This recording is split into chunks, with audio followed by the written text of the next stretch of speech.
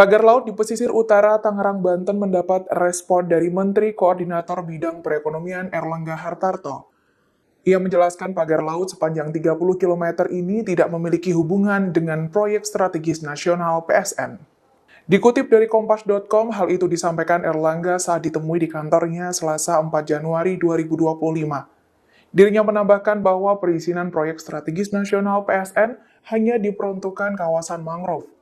Pembangunan pagar laut Tangerang tidak termasuk bagian dari proyek PSN maupun PIK 2. Sementara itu, bantahan juga datang dari Tony, perwakilan manajemen PIK 2 di Tangerang, Minggu 12 Januari 2025. Dirinya mengatakan bahwa tidak adanya keterkaitan antara pengembangan PIK 2 dengan pembangunan pagar laut Tangerang, meskipun mencakup. Download Tribun X sekarang, menghadirkan lokal menjadi Indonesia.